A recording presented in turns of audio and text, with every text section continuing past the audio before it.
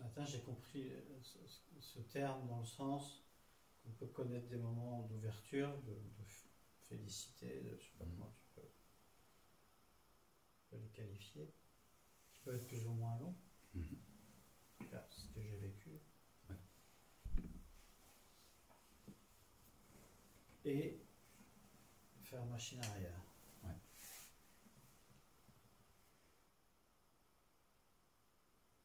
Le fait que ça s'ouvre, c'est pas quelque chose que tu décides.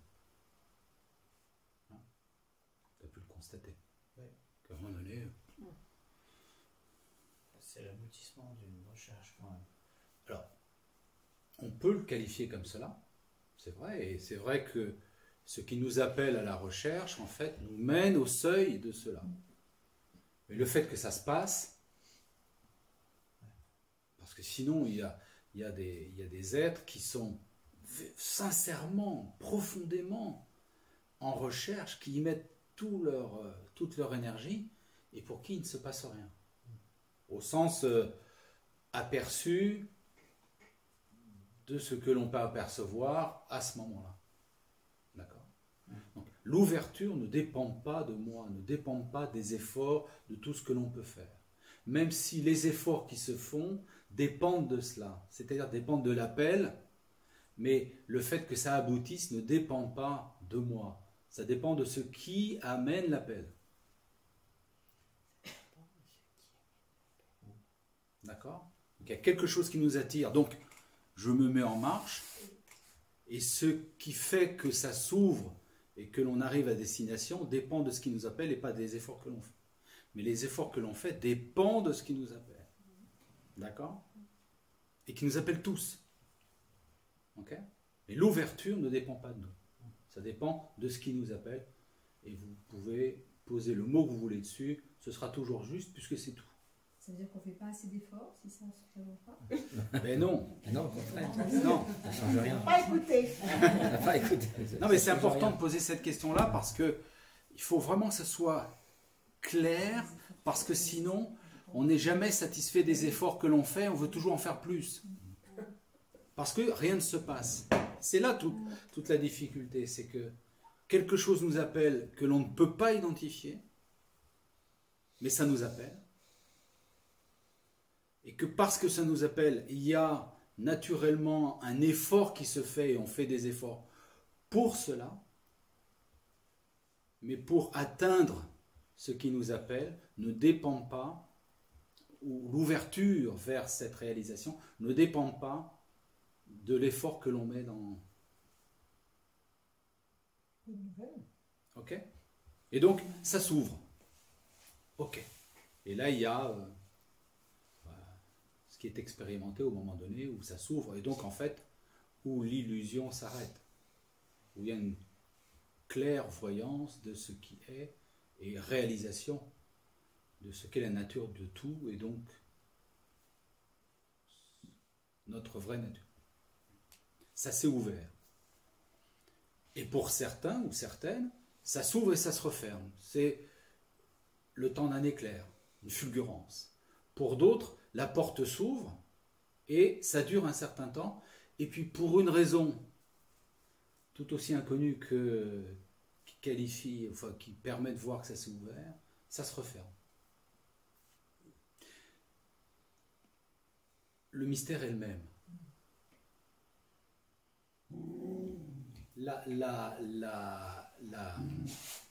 On peut considérer, tu peux le laisser, Eric. Non, mais il va. Ok. Mais on va voir comment ça réagit. Laisse. C'est l'ouverture et la fermeture de la porte qui va faire réagir. Voilà, c'est là que. Ah oui, laisse-le. Voilà. S'il aboie, il aboie. Et si vraiment ça nous casse les oreilles parce que ça dure 1 heure, à ce moment-là.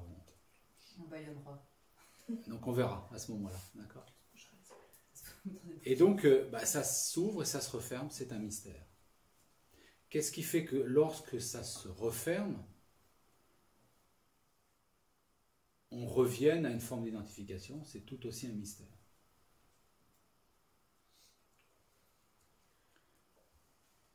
Quelque chose derrière la porte. Quelque chose derrière la porte. Oui. Qu'est-ce que tu as à en dire, toi? C'est le mot porte qui me gêne. C'est le mot porte qui te gêne. Donc, il y a quelque chose derrière la porte, hein, on va essayer de le formuler comme ça, il y a quelque chose derrière la porte qui nous appelle. Donc on a attiré vers cette porte, vers ce point de basculement, ce point d'entrée, peu importe. Ce qui en nous, en fait, cette flamme, cette lumière en nous, qui est la source de l'appel, en fait, est la même, c'est la reliance à ce que l'on est, notre véritable nature, c'est-à-dire conscience. Bien. Et donc, derrière la porte, quelque chose nous appelle, on va jusqu'à la porte. Ok ? On se trouve devant la porte, et à ce moment-là, les conditions font que la porte s'ouvre. On ne sait pas pourquoi. Et la porte se referme. Elle se referme soit devant nous, soit derrière nous. Si elle se forme devant nous, ça veut dire qu'il y a une réidentification. Mais l'ouverture, la fermeture ne dépend pas de nous. Et si elle se ferme derrière nous, c'est définitif. Mais ça, on n'y peut rien. C'est le mystère. Et on ne peut que constater. On ne peut rien faire, mais si ça se referme devant nous, il y a là, en fait, deux situations possibles. Soit toute une foison de pensées qui peuvent ramener à mais qu'est-ce que j'ai pas fait, ou qu'est-ce que j'ai fait, qu'est-ce que j'aurais dû faire, qu'est-ce que j'aurais pu faire de plus. Donc tout le questionnement qui, en fait, s'associe à la pensée que je suis à l'origine de l'ouverture et donc de la fermeture. Inconsciemment. Soit il dit, bah oui, effectivement, ok, d'accord. Ça s'est présenté, j'ai constaté, je sais que c'est cela la vérité, mais là, pour le moment, elle s'est à nouveau voilée. Bon, eh bien, l'accueil de cela crée à nouveau les conditions de se retrouver au seuil de la porte. Alors que toutes les pensées, la recherche de, mais qu'est-ce que j'ai... En fait, qu'est-ce qui dépend de ma volonté que je n'ai pas fait? Et en fait, c'est l'oubli simplement du fait que la volonté n'est pas à l'origine de l'ouverture.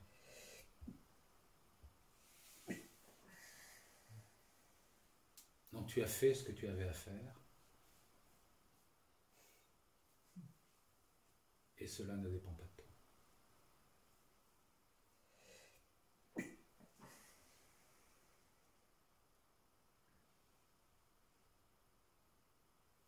C'est un mystère. Voilà. Mais ça t'appelle. À nouveau. À nouveau, ça t'appelle.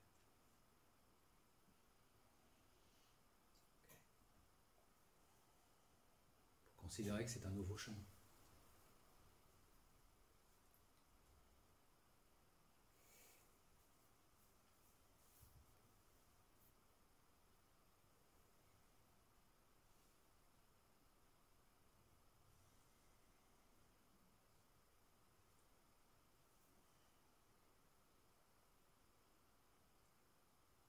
J'ai eu l'expérience de cela après le premier aperçu.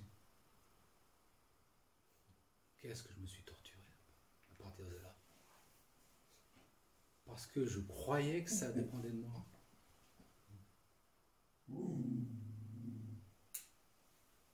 Et en fait, non. Non.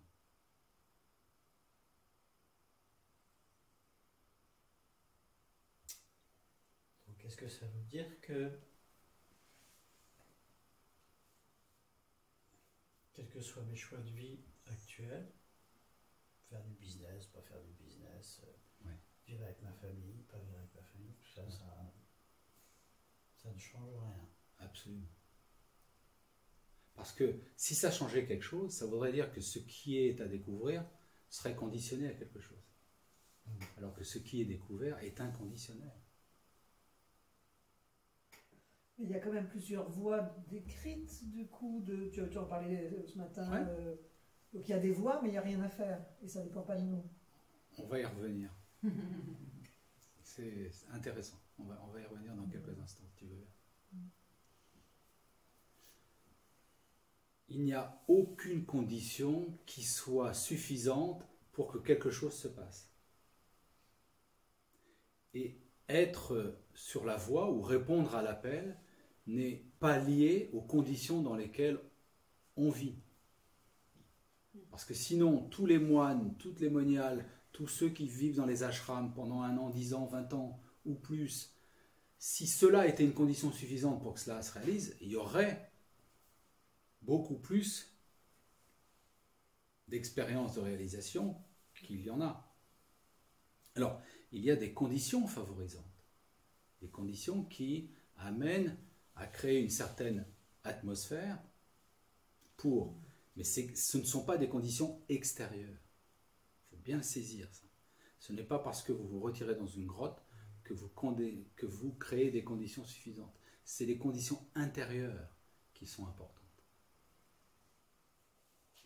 Les conditions de silence ou de retrait du monde peuvent être une étape très intéressante que je recommande, qui est vraiment faire autant que possible silence extérieur pour voir le bruit intérieur, pour vraiment revenir à l'intériorité, à contact de ce que l'on est, de ce que l'on vit et comment on le vit.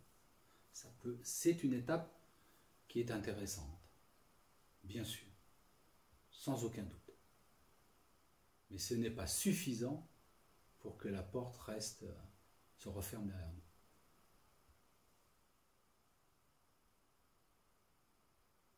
Où que vous soyez, quoi que vous fassiez, si vous le faites par amour, c'est parfait.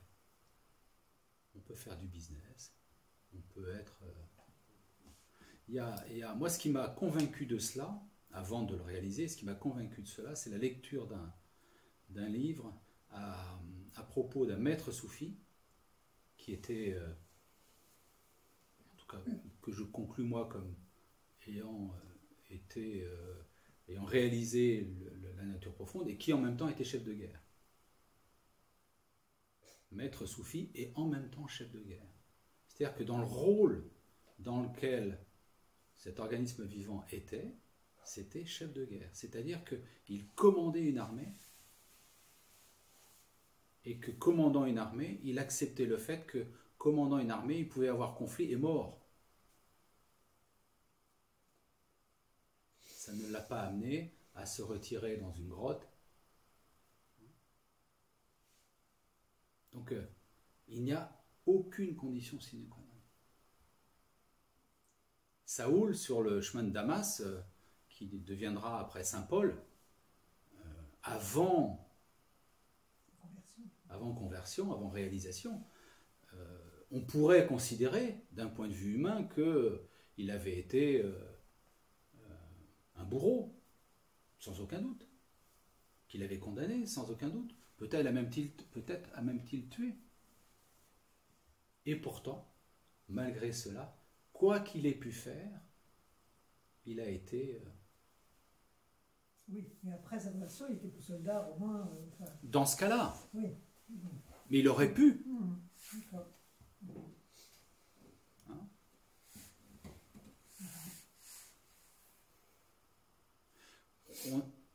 On a beaucoup plus d'exemples de situations où, après la réalisation, on a l'archétype du sage, qui donc ne fait pas mal à une mouche, ne fait pas mal à un homme, c'est vrai.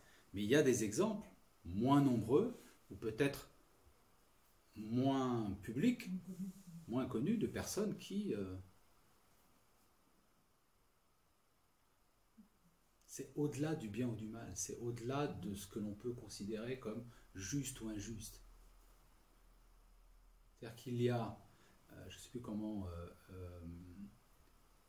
Nirgata Maharaj le traduit de manière simple, c'est « je suis en position de ce que je suis », ou quelque chose comme ça, où j'assiste, non, où je reste dans mon être-té, on pourrait le traduire comme cela, et je constate la destinée de Nisargadatta. De la destinée de... Nisargadatta, c'est-à-dire lui-même, personnage, organisme vivant. C'est-à-dire que je suis le témoin de ce qui s'exprime à travers moi. Je suis le témoin conscience de ce qui s'exprime à travers moi individu. Cet organisme vivant poursuit sa destinée.